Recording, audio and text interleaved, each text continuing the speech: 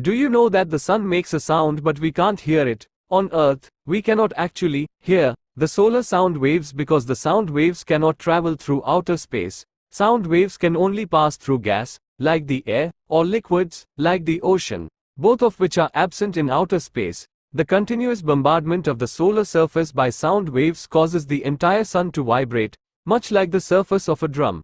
It is these vibrations that are either seen, but not heard, on the Earth or recorded by cameras on space probes.